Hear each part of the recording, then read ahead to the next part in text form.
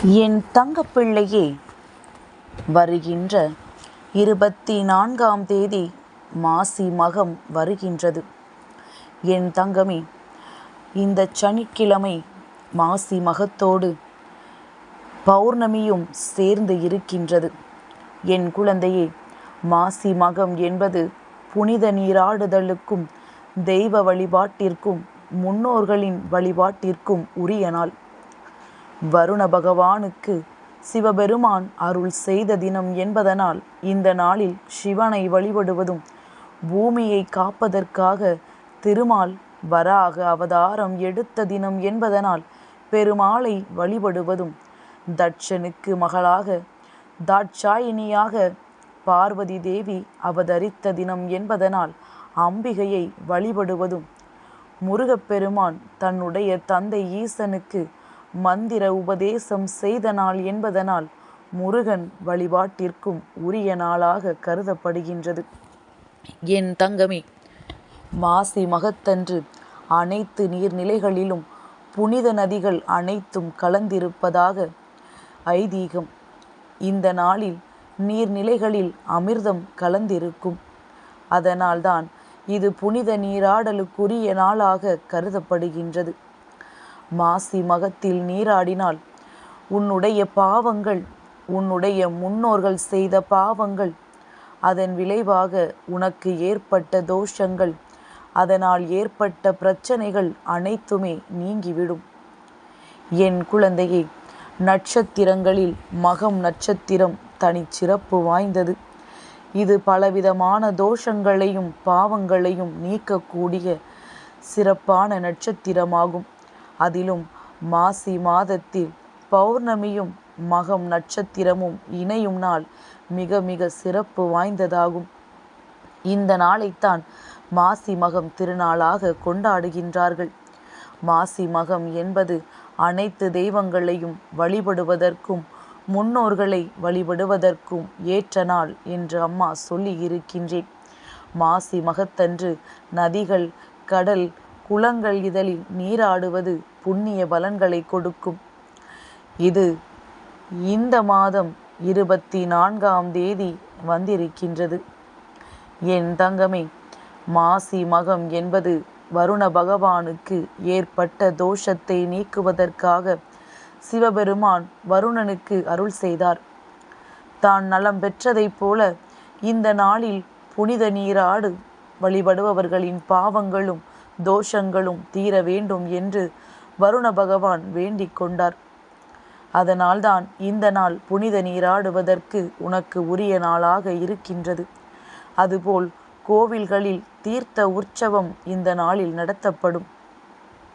மற்ற இடங்களில் நீராடுவதை விட கும்பகோணத்தில் இருக்கின்ற மகாமகம் குளத்தில் மாசி மகத்தன்று நீராடுவது சிறப்பு வாய்ந்தது. மற்ற இடங்களில் செய்த பாவங்களை போக்கிக் கொள்வதற்காக அனைவரும் கங்கைக்கு சென்று நீராடுகின்றார்கள். ஆனால் அந்த கங்கையே தன்னுடைய பாவத்தை போக்கிக் கொள்ள மாசி மகத்தன்று கும்பகோணம் மகாமகம் குள எழுந்தருள்வதாக ஐதீகம். என் தங்கமே, அப்பேற்பட்ட சிறப்பு வாய்ந்தது கும்பகோணம் மகாமகம் குளம். வருடந்தோறும் நடைபெறும் மாசி மகா நீராடல் என்றும் 12 ஆண்டுகளுக்கு ஒரு முறை வரும் மாசி மகத்தை மகாமகம் என்றும் கொண்டாடுகின்றோம். அதனால் கங்கையை விட புனிதமானது கும்பகோணம் மகாமகம் குளத்தில் நீராடுவது. மாசி மகத்தன்று நாட்டில் உள்ள அனைத்து புண்ணிய நதிகளும் தங்களின் பாவங்களை போக்கி புனிதத்தன்மையை புதுப்பித்து கொள்வதற்காக மகாமகம் குளத்தில் எழுந்தருள்வதாக ஐதீகம். அன்றைய தினம் மகாமகம் குளத்தில் நீராடுபவர்களுக்கு இந்த 9 நதிகளும் அனைத்து நலன்களையும் வழங்குவதாக சொல்லப்படுகின்றது. ஆனால் எல்லோராலும் எப்படி மகாமகம் குளத்தில் சென்று நீராட முடியும்? இப்படி முடியாதவர்களுக்குத்தான் அம்மா இந்த 9 நதிகளிலும் நீராடிய பலனை கொடுப்பதற்காக இன்று உன் முன்னால் வந்திருக்கின்றேன். என் குழந்தை, மகாமகம் குளத்தில் குளிக்க வேண்டும் என்ற ஆசை எல்லோருக்கும் இருக்கின்றது. எல்லோராலும் அத்தனை தூரம் சென்று அதனை செய்வது என்பது முடியாத காரியம். என் குழந்தைகள், கஷ்டத்தில் இருக்கும் பொழுது இது போன்று செல்வதற்கு பண வசதி இல்லாமல் தவித்து நிற்பாய். உனக்கு அம்மா எளிமையான ஒரு பரிகாரத்தை சொல்கின்றேன். இதை செய்யும் பொழுது உன்னுடைய தோஷங்கள் எல்லாம் விலகி உன்னுடைய பாவங்கள் எல்லாம் உன்னை விட்டு நீங்கி நிச்சயமாக உன்னுடைய வாழ்க்கையில் பல நல்ல விஷயங்கள் நடக்கத் தொடங்கும். என் தங்கமே, கங்கை, யமுனை, கிருஷ்ணா, கோதாவரி, நர்மதா, காவேரி, சரஸ்வதி, துங்கபத்ரா, சரையு ஆகியவை நவநதிகளாக போற்றப்படுகின்றன. இந்த 9 நதிகளிலும் நீராடிய பலனை நீ பெற வேண்டும் என்றால் மாசி மகத்தன்று காலையில் எழுந்து பல் துலக்கிவிட்டு முகத்தை நன்றாக கழுவிவிட்டு ஒரு செம்பில் முழுவதும் நீர் நிரப்பிக் கொள்ள வேண்டும். பிளாஸ்டிக், எவர் சில்வர் தவிர பித்தளை செம்பு அல்லது மண்ணாலான செம்பு என்று ஏதாவது ஒன்றில் நீ நீர் நிரப்பிக் கொள்ள வேண்டும்.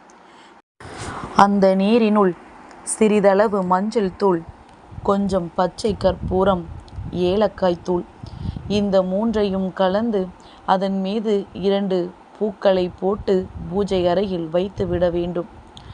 என் தங்கமே, பூஜை அறையில் வைத்துவிட்டு அதனிடத்தில் நீ சொல்ல வேண்டிய ஒரு முக்கியமான விஷயம்.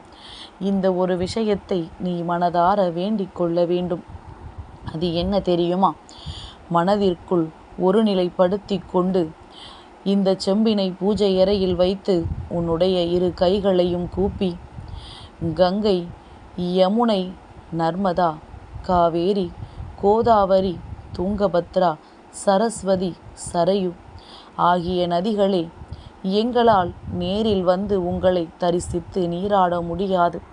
அதனால் நீங்கள் எங்கள் வீட்டில் உள்ள இந்த செம்பு தண்ணீரில் எழுந்தருளி புனித நீராடிய பலனை எங்களுக்கு அருளி எங்களின் பாவங்கள் தோஷங்களை நீக்கி அருள வேண்டும் என்று நீ மனதார வேண்டிக் கொள்ள வேண்டும். அதன் பிறகு அந்த செம்பு தண்ணீரை வீட்டில் உள்ள அனைவரும் சிறிதளவு தங்களின் தலையில் தெளித்து கொண்டு பிறகு குளிக்கலாம். அல்லது அந்த தண்ணீரை வீட்டில் உள்ள அனைவரும் பகிர்ந்து தாங்கள் குளிக்கும் நீரில் கலந்து குளிக்கலாம். இப்படி செய்யும் பொழுது 9 புனித நதிகளில் நீராடிய பலன் வீட்டில் இருந்து கொண்டே பெற முடியும். என் தங்கமே, அம்மா சொல்வது போல செய்து உனக்கான நல்ல பலன்களை நீ பெற்றுக்கொள்ள வேண்டும்.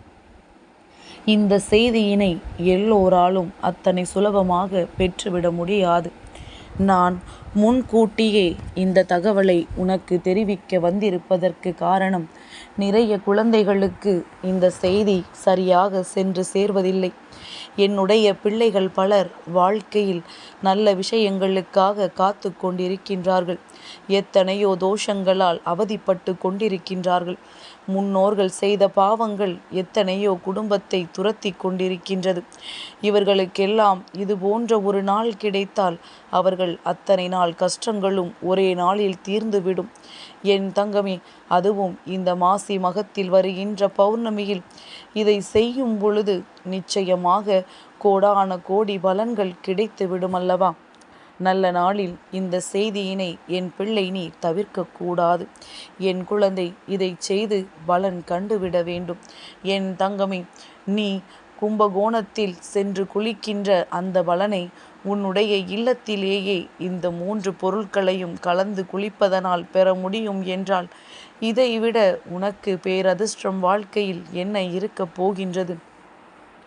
என் தங்கமே, இந்த 3 பொருட்களும் உன்னிடத்தில் கைவசம் இல்லை என்றால், ஒருவேளை உன்னிடத்தில் வாசனை திரவியத்தினுடைய அந்த பொடி இருக்குமானால் அதை போட்டு நீ நீரில் குளிக்கலாம்.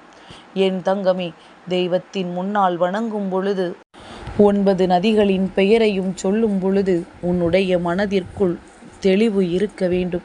என் தங்கமே, இந்த வராகியானவள் என்றுமே உன்னிடத்தில் சொல்கின்ற விஷயம் இதுதான். தெய்வத்தின் முன்னால் நிற்கும் பொழுது மனதில் எந்த விதமான கலக்கமும் வேண்டாம். நம்பிக்கையோடு நின்று பார். ஒவ்வொரு முறை நிற்கும் பொழுதும் உன் மனதில் இருக்கின்ற அந்த நம்பிக்கைதான் உனக்கு நல்ல விஷயங்களை எல்லாம் கொண்டு வந்து சேர்க்கும். அது மட்டுமல்லாமல் தெய்வமும் உடனடியாக உன்னை தேடி வர வேண்டும் என்று நினைக்க வைக்கும் என்பதனை நீ புரிந்து கொள்ள வேண்டும். என் தங்கப்பிள்ளைக்கு இந்த வராகி அம்மாவினுடைய ஆசீர்வாதங்கள் எப்பொழுதும் உண்டு.